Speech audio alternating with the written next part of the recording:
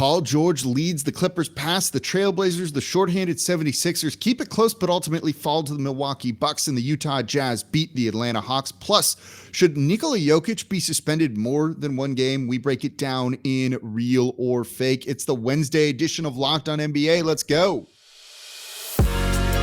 You are Locked On NBA, your daily NBA podcast. Part of the Locked On Podcast Network, your team every day. Welcome to the Wednesday edition of Locked On NBA, the daily podcast covering everything you want to know about the association. And on Wednesdays, I'm your co-host, Jake Madison, at Nikola Jake on Twitter, and the host of the Locked On Pelicans podcast. And I'm John Karalis, Reds Army _John on Twitter, and I host the Locked On Celtics podcast. Thank you for making Locked On NBA your first listen every single day. We are free 5 days a week. No paywall, anything like that. Just hoops talk Monday through Friday. Subscribe wherever you get your podcasts, and we're available on YouTube as well. And today's episode of Locked On NBA is brought to you by McDonald's, proudly serving communities since 1965. McDonald's has always been more than just a place to get tasty, affordable food. It's an unofficial community center, and a big thank you to our friends at McDonald's for always being there. I'm loving it. All right, John, only 3 games on this Tuesday night, but they were pretty good ones. Like, there's big storylines in all of these. We got the Nikola Jokic suspension, only 1 game. I don't know if that feels right or not. We're going to debate it in the third segment of today's show. But let's start off with the Los Angeles Clippers down in the Portland Trailblazers, 117-109. Paul George might be the front runner for MVP. Early on in this season, he had 24 points in this one, 9 rebounds, 7 assists. They limited him a little bit because he was dealing with some foul trouble, but once he kind of came back into the game in the fourth quarter, he just really shut the door on the Blazers. This is his 6th straight game scoring over 20 points for them. It's kind of a bit of like a Paul George reputation revival tour he's on this season. If I recall correctly, you in maybe our hot take show were the one that said Paul George for MVP. Right. And I was like, you're a little crazy here. And you laid out a pretty strong case that PG, without another star next to him, felt more comfortable taking over. And here's your evidence. Like this right now, you are completely right on here. Late in the game, they survived his foul trouble early, and late in the game, he just took over. Now, how much of that was Paul George and how much of that is Portland has absolutely horrible defense and couldn't get any stops? Little column A, little column B. But Paul George, you take advantage of a bad defensive team that cannot get any stops. So huge night for him. A huge night for Nick Batum, who had 22 points, 6 rebounds and assists, 6 of 8 from 3. I was dying to make a Carmelo Anthony type tweet where I can't believe 2 years ago this guy was sitting on the Charlotte bench. But here's a guy, right? He's like cast off. I don't know if Charlotte is still paying him from when they stretch and waive him. I think they might still be paying him. And here he is now making an impact on the Clippers. So shout out to Nick Batum. He kind of iced the game, right? They were down by, I think it was 5, and Chauncey Billups drew up a 3 for Damian Lillard that he missed. They got the rebound, got the ball to Nick Batum, and he drains a 3. And basically that's like a 6-point swing, essentially, kind of at that point in the game. And it just closed the door on them. They get like just enough right now for the Clippers to like keep winning games, right? You've got Paul George who's putting on this kind of MVP season performance, and you're getting these kind of veteran guys to give them just enough, right? Like Reggie Jackson, 23 points on this one. Eric Bledsoe wasn't completely miserable in this game and was like a mixed bag, which, you know what? That's kind of big given how he played. I'm not bitter or anything from his past year in New Orleans and some of the performances we've seen from him right now. And that's like just enough to keep them relevant, to keep them winning games. You know, I don't think I look at them as kind of a finals team or anything like that, but they're good enough to be in the mix for a high seed in the Western Conference. And again, it kind of works. Your superstar player, competent enough role players. Like this isn't rocket science sometimes. Right. Totally. And then you flip it over to the Portland side where Dame kind of sort of comes out of his funk a little bit, shoots. At one point it was 50% from the field, 4 of 13 from 3, still not great, but had a stretch there in the fourth quarter where he was just hitting everything. We're starting to get a little bit of Dame time, and it just is very stark with the Blazers. When Damian Lillard is doing the Damian Lillard things, wow, the Blazers look like they're pretty good. Nurkic is taking advantage of the space, and you got Powell doing things and Covington doing things, and maybe not finishing layups in transition, but doing things out there. And when Lillard is not himself, they go through a lull. And I come out of this thinking like, wow, Portland just mistimed this entire thing. If Damian Lillard wasn't quite as good as he was, then I think Portland wouldn't have made some of the deep runs that they'd made. I think you might not have Olshey surviving until this point. And now you have a situation where, and Charles Barkley was touching on this at halftime, Portland's still kind of in disarray. And I don't know what they're going to do to fix this. Olshey now is being investigated, but he's the guy who just hired the head coach. Where's Portland going to go? How are they going to blow this up? And if you bring in a new GM to start selling off the pieces, what do they think about Chauncey Billups? And how does that kind of set that situation up? So it's really just messy in Portland. At halftime, I was thinking to myself, it doesn't even matter if Dame wants to get traded or not. Like, they just might need to start trading people and rebuilding from just tear it down in Portland. That'd be the smart move, right? Like, they've kind of reached the end of the rope. Like, they're never going to win a title with this team, and they've kind of just run out of assets and moves that they can make. It's essentially, the rearranging deck chairs on the Titanic, what they've been doing for a while now, right? They got rid of Terry Stotts, who was a good coach, just to to do something different, right, and hope it has like a massive impact. When honestly, it's kind of as you say, right? Like, it's Damian Lillard. When he plays well, they're really good. When he's just kind of mediocre or off, like he's been this season, they look pretty bad. Like, sometimes our jobs are not hard to analyze this. When Lillard is an MVP candidate, he takes his team really far, right, like more at 11 here, but yeah. And but there's only so much you could do, but that's never going to win you a title. They've made some deep runs, but never at one point when I was like, oh, that's a team that could get to the finals ever. And I'm probably never going to feel that way about them because they can't make those kind of moves. So at what point do you just kind of like call it? Right? Like, at what point is it just kind of is what it is? Look, they might be looking to potentially sell that team. There's some stuff going on there, which maybe means you just don't do it. And maybe they're just happy getting to the second round of the playoffs every year and having some fun moments. Right. So I don't know if you do it, but I think if it's like, we're trying to win a title, yeah, but that doesn't necessarily mean you kind of pull the trigger on that. You a Simpsons fan? Somewhat, like when I was younger, but nothing recently.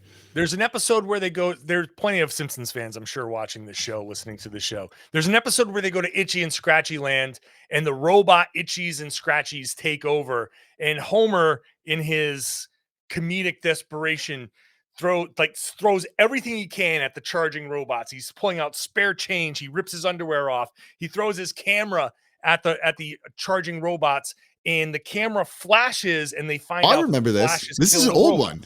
This is an old one. I'm an old guy. This is a good one, though. This is one of the best ones. That, to me, is what the Portland Trailblazers were hoping to do. They threw literally everything they could. Olshey was ripping his underwear out and throwing it at the problem to try and fix it. And he was hoping for that camera flash to kill the robots and make Portland good. And it just never happened. Dame is too good to make them want to rebuild, but they just can't count. I think they came into the season hoping, hey, Chauncey, can come in and do whatever he does, and a couple of these other players can come in and do what they do, and maybe a full season in Norm Powell can really help. And you just got to hope that Dame pulls it together again, and he hasn't so far. Maybe he will, and things will change, but the entire thing is simple. It hinges on Dame being awesome. And if Dame's not awesome, the whole thing is broken.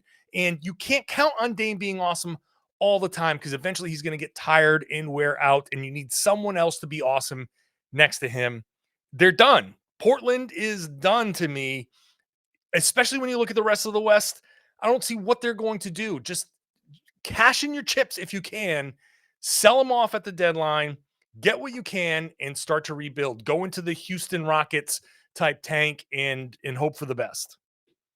Look, it's still kind of surprising to me that they have CJ McCollum on the team. Like they needed to do like something, right? Like, and they kind of just brought it all back and hoped that Chauncey Billups would be that difference maker. But like, look, as good as coaches can be, they're not going to completely change the fortunes of your team when it's the same roster. But it also kind of speaks to Olshey and some of the issues he's had, particularly in the media, of being like, oh, it wasn't, the roster wasn't the problem last year, the roster that he built. And now he's going through his own issues in turmoil with, which Mike Richmond, who hosts Locked On Blazers, is covering. So if you want more on that situation, be sure to give him a listen. I think he's one of our awesome hosts here on the Locked On Podcast Network. So coming up next, 76ers keep it close to the Bucks, and the Jazz beat the Hawks. We're going to break it down. And then in the third segment, Jokic suspended for only one game. Is that right or wrong? Is that real or fake? We're going to break it down for y'all coming up here next in the Wednesday edition of Locked On NBA. Before we get to that, though, today's episode of Locked On NBA is brought to you by Built Bar. I love Thanksgiving. You get all of that great food, tons of it, but maybe you want a delicious dessert that just isn't so full of calories and sugar. So it's the perfect time for Built Bars. You've got to start thinking of Built Bar as the new holiday dessert. So if you want to feast on something delicious and feel good about it, Built Bar is the way to go. One slice of pie, upwards of 300 calories. That is a lot. Most Built Bars are only 130 calories, and they only have 4 grams of sugar, and they have plenty of protein, and they taste delicious. Replace that coconut cream pie with the coconut brownie chunk, a limited time flavor that you can get at built.com right now, and you should pause the podcast and go and do that. Replace it. They're delicious. They're covered in 100% real chocolate, and they're going to be low calorie, low carb, low fat, high in protein. They're going to be delicious. You're not even going to realize you're not eating pie anymore. So they're also a great option if you're hungry, if you need something for breakfast, or if you want something after a workout. I will eat one of these things basically every single day for lunch. And they're going to have new surprises all month long. So you've got to check built.com regularly for all the fun, special, limited time flavors. And there's nothing like a Built Bar Black Friday sale. So mark your calendars. Black Friday will be a huge event with all sorts of surprises. Go to built.com, use promo code LOCKED15. You're going to get 15% off your next order. Again, that is promo code LOCK15 for 15% off at built.com. All right. Thank you for making Locked On NBA your first listen every single day. We're available on all platforms, including YouTube and wherever you get your podcasts. And we're free 5 days a week. You don't pay anything to subscribe. It's just awesome basketball talk Monday through Friday here. And we got 2 more games we got to cover. John, the 76ers fell to the Milwaukee Bucks in a game that was probably closer than it should have been. For the 76ers, no Joel Embiid, no Ben Simmons, as they haven't had all year, no Tobias Harris. They lose 109-118. That closer than you thought it should be? Yeah, but you know what? This is kind of par for the course with the Sixers. They shouldn't, not only should they not have been this close in this game, they shouldn't be 8-4 in the standings. No, not at all. And it's because they're getting these just crazy performances night in and night out. Like Tyrese Maxey was amazing in this game, 31 points. You get Shake Milton, you get Georges Niang coming in with big performances. They're getting big performances from guys that they shouldn't be getting big performances from. And I was actually listening to the Hoop Collective, and Kevin Arnovich and Kevin Pelton were talking about they're using the fancy ESPN stats that we don't have access to. And basically Philly is shooting an ungodly amount on shots that they shouldn't be hitting. The expected field goal percentage on the shots that they're taking is much lower than what it actually is. And you see it in games like this, where Maxey is hitting half of his shots and Yang is hitting 5 of 7 from 3. And, it's great that they're hitting these shots and all of that stuff, but where I think this might be the beginning of a little bit of regression to the mean for the Sixers. Yeah, I think to a certain degree. I think Maxey kind of, to me, looks like the real deal. He showed a lot of promise, I thought, at like the end of last season when he finally broke into the rotation and got some minutes, but he's kind of playing out of his mind right now. Paul Reed has done really well for him too, but these are young guys that usually kind of hit some lulls at some point in their career. Like Paul Reed did a pretty good job of guarding Giannis, I thought, in this game. And like blocked the Bucks him twice. Yeah, I know. Like Giannis didn't feel like he had a great game, right, in this one. And like, I don't know if you're going to see that kind of performance from Paul Reed every single game. But look, man, they get it done. Like they've got a number. They haven't had Simmons all year long. They still win. They've been without Joel Embiid at times. They've been without Tobias Harris, and they still pull it off. Like it's good experience for these young guys to kind of get that sort of run. But what about kind of the flip side for the Milwaukee Bucks? There we go. I can say this right. Where it's like it's a subpar Giannis game. They still no Middleton, right? Drew Holiday was off. He's been out of the lineup and still kind of trying to find his place. Are you worried about them at all? No, not really. I think it's hilarious that 31 points, 16 rebounds, and 4 assists, 2 blocks is a Right. subpar It's like, Giannis oh, game. I'm disappointed in him. No, I'm not worried about the Bucks necessarily. They still don't have geez, why am I drawing a total blank on Chris Middleton's name? There you go. Yeah. I think that we did our show after opening night, and I remember saying, wow, I thought the Bucks were going to come in and kind of coast for a little while, but nope, they came in and they laid the hammer down on Brooklyn. And now it's like, okay, I think they're kind of, there's a little bit of a step back there. Not really something that I'm concerned about. I think we saw, especially in this game, I saw passes whizzing past Giannis that he wasn't even like trying to tip or anything like that. It was, I think everybody's just a step back from where they would normally be, which is understandable. You just won a title. And it feels like they just stopped playing basketball last season. And like the finals just ended. Right. So not only is there a short turnaround, like you come out big on opening night, and then all of a sudden it's like, wow, I'm a lot more sore than I used to be.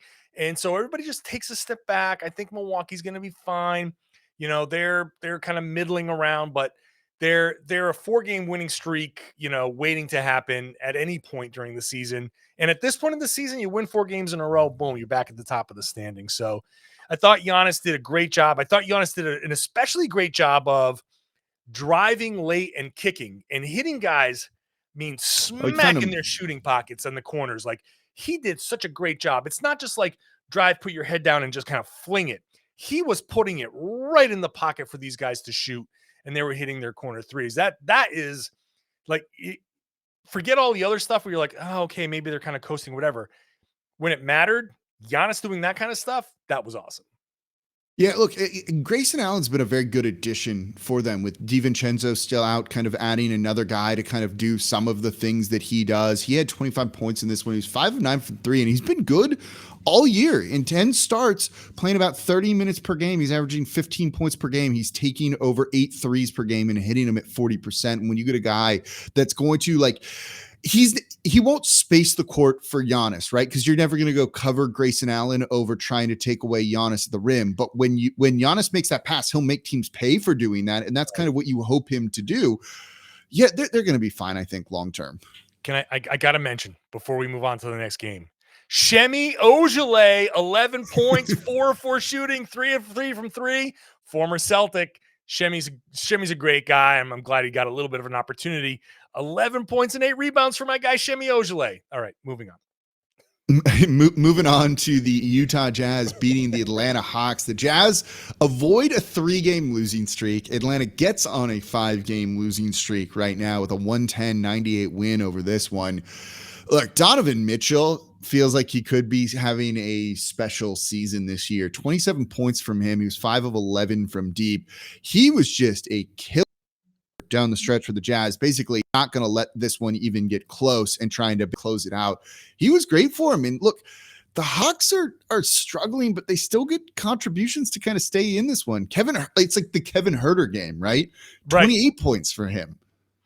But did not score in the fourth quarter, and neither did Trae Young. And that's the big difference here. I am more concerned about the Jazz. The Hawks than I am about the Jazz for sure. I think the Hawks have a little bit of a hangover from last year. I think the Nate McMillan bump kind of went away. And I think that the Hawks, with their deep playoff run, kind of got into a less of an underdog type of feeling and more of a, wow, that is a long road. Like when your season normally ends after 82 games, you think, yeah, I can do this, not a problem. when your season doesn't end until like the conference finals, you realize, oh my God, there is so much basketball, and playoff basketball is so hard and so different. I think it's tough. I do think it's a little tough for the Atlanta Hawks to come in and kind of get up for all of these games and really put it all together. So I'm a little bit more concerned about the Atlanta Hawks, and obviously we have the Trae Young kind of trying to adjust to the foul calls and everything. 2 free throws. He took 2 free throws in this game. Yeah, it's weird, right?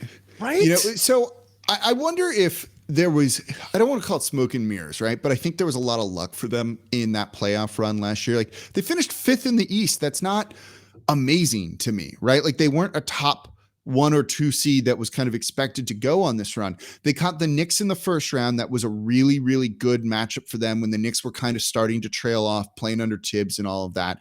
And then in the round after that, right, in the semifinals, you get the 76ers where Ben Simmons didn't make shots or even take shots in the fourth quarters of a 7-game series, and he completely collapsed, right?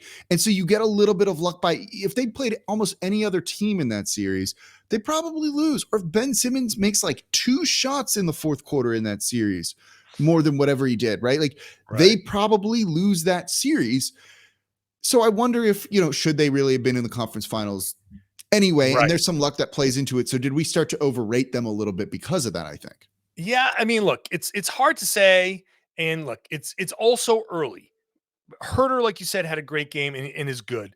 Capella, this combination of guys, Capella, Collins, Cam Reddish, is having a really good season. Like, it's okay to struggle early on.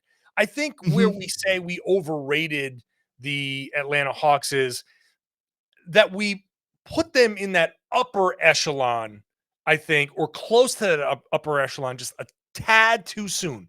It's not that they're not I think good. that's fair. I think it's that they are good. It's that I think people put them at the top of that second tier, kind of knocking on the door, and they're not.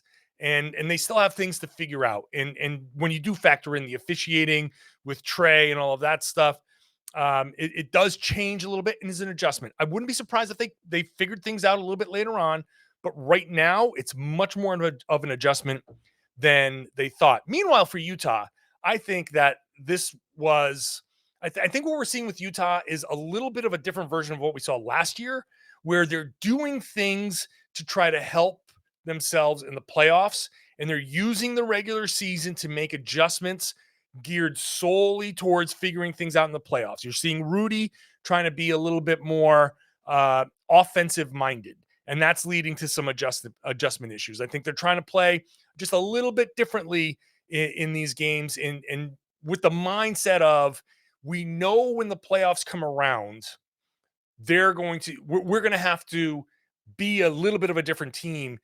And I think they're using the regular season this year, like they did last year and the year before a little bit, as kind of like let's work through it. We know we can be a great regular season team. Let's figure out how to be a good playoff team and do the things that we need to do now that we're going to really need to do later. No, I think that makes sense. And that's probably the smart move for them, given that they're good. We know they're good. We know they're going to be a high seed. They haven't had the playoff success. Go and do that and focus on that. I kind of like that idea for them actually a lot. Yeah. I mean, like we saw it. And I think one of the great plays that I saw in this game was it 98-91, and Donovan Mitchell is dribbling and trying to do something. And then he stops and he's like, whoa, hold on. Then he calls over Royce O'Neal, who sets a pick, knowing that that's going to draw a double team onto Donovan. He kind of draws that double team, dumps it over to Royce O'Neal into the middle of the paint, and Royce scores. That's the type of play that they're going to need to hone in on, because we know Donovan's going to get doubled and blitzed in the playoffs. They need to figure out who's setting the picks, where those things are going to come from, and getting the ball out of Donovan's hands at the right time in the right place for a teammate to make a play. I thought that type of thing was indicative of what they need to do moving forward. We'll find out. Look, I like that idea though of kind of prepping for the future, because that's a team that like kind of needs to do some damage in this postseason. So coming up, Nikola Jokic suspended 1 game, Markieff Morris, no suspension. Real, fake? We're going to break it down coming up here next in today's episode of Locked On NBA. But before we get to that, today's episode of Locked On NBA is brought to you by BetOnline.ag. BetOnline back and better than ever with a new web interface for the start of basketball season and more props, odds, and lines than ever before. BetOnline remains your number one spot for all the basketball and football action this season. So head to their new updated desktop or mobile website, sign up today, and receive a 50% welcome bonus on your first deposit when you use our promo code Locked On. You put in $100, you're going to get 50 back. It's like you've already won a bet. And look, you're a knowledgeable sports fan. You're listening to Locked On NBA right now. They've got tons of props. If you want to bet Donovan Mitchell's over under on points, you can do it. Go put that sports knowledge to work for you. So whether it's basketball, football, NHL, boxing, UFC, right to your favorite Vegas casino games, don't wait to take advantage of all the amazing offers available for the 2021 season. Bet online, it's the fastest and easiest way to bet on all of your favorite sports. Bet online, where the game starts. So thank you for making Locked On NBA your first listen every single day. We are free and available on all platforms wherever you get your podcasts and available on YouTube 5 days a week. You don't need to pay a thing. We're just here breaking down everything going on around the association. So thank you for making Locked On Pelicans your first listen. All right, John, we knew there was going to be some suspension from the incident between Nikola Jokic and Markieff Morris in the game the other day. It came out the NBA is suspending Nikola Jokic for one game. He's going to serve that upcoming against the Indiana Pacers. Markieff Morris is fined basically the maximum allowed, $50,000. Jimmy Butler gets a $30,000 fine. Real or fake? Like, is this a real thing? Is this what it should have been? Or is this just kind of a fake BS suspension for Jokic, in your opinion?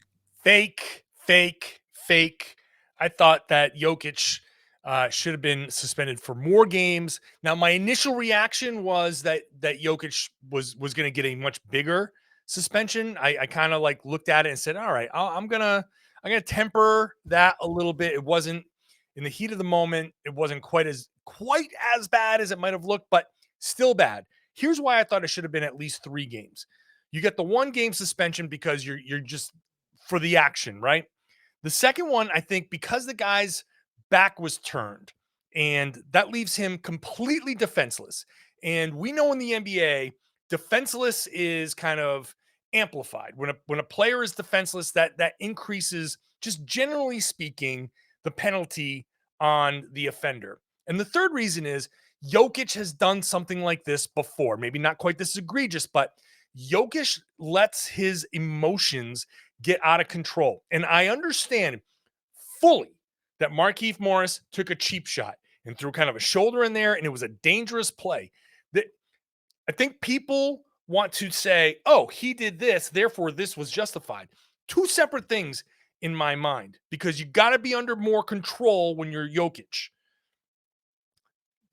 Morris did what he did, deserved to be kicked out, deserved to be suspended for sure. I think he should have gotten a game. Jokic for a worse action with the guy's back turned, and because he has a history of doing this, those are 3 things that each one of those equals a game to me. So I think it should have been 3 games and not 1.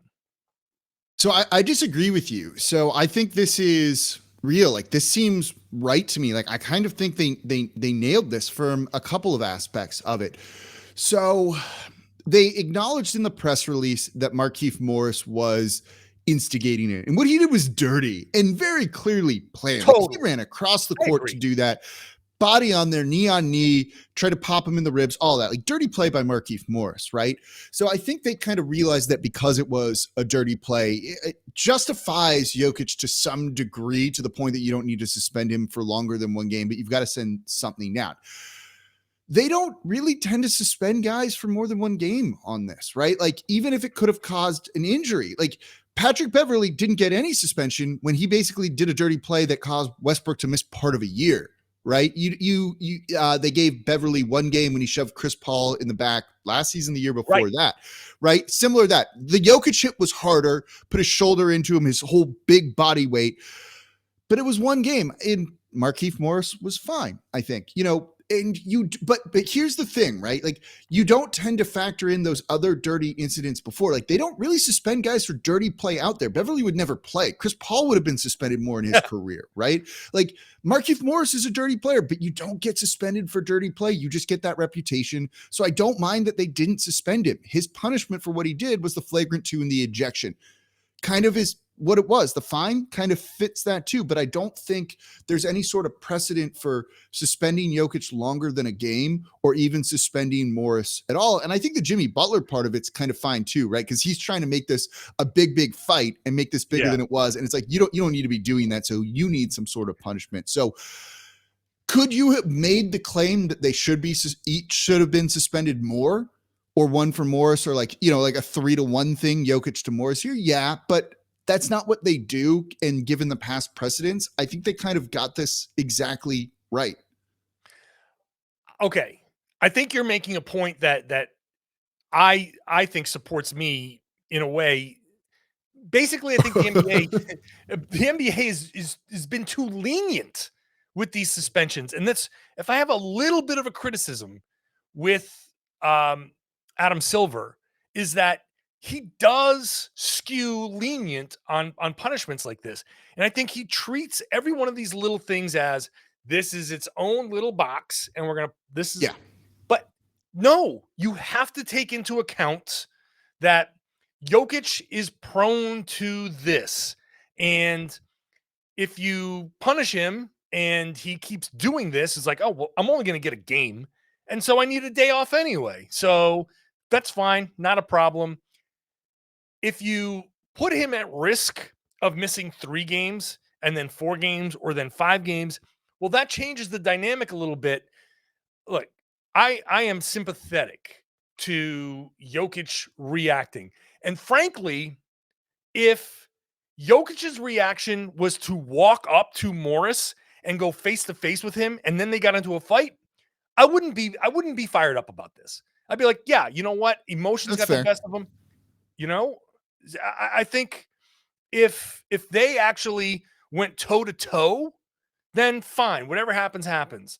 But because it was a shot to the back, and it never, I'm willing to allow for an emotional reaction.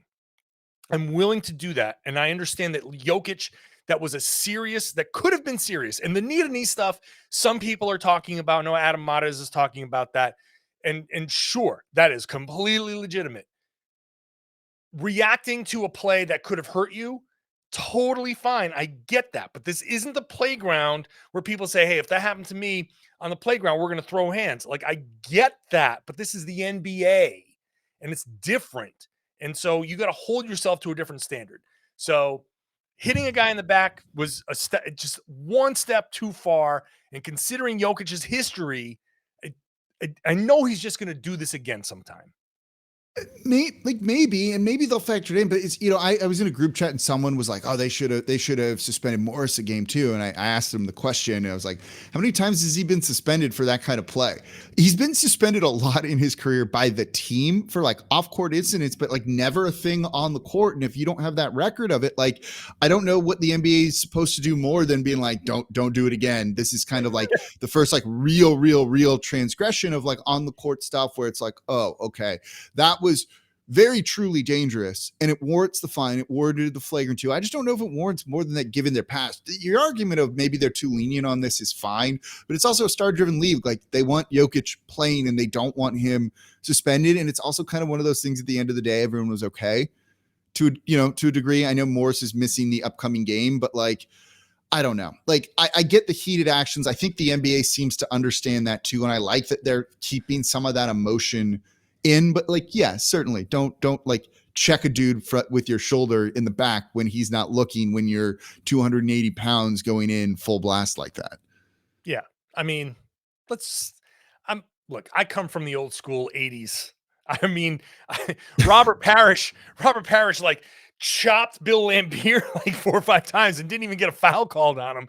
So, I mean, I'm from a time where that stuff is, but this is just different. It's just different. And look, a shot to the back is a shot to the back. I can't get past that.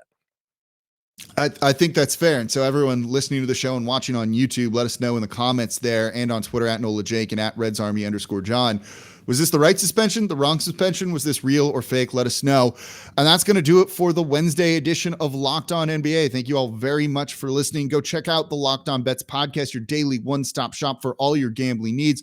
Locked On Bets, hosted by your boy Q, with expert analysis and insight from Lee Sterling. And as always on Wednesdays, I'm your co-host Jake Madison at Nola Jake on Twitter and the host of the Locked On Pelicans podcast. And I'm John Karalis at RedsArmy_John on Twitter, and I host the Locked On Celtics podcast. Thank you all for listening. We'll be back with you all next week.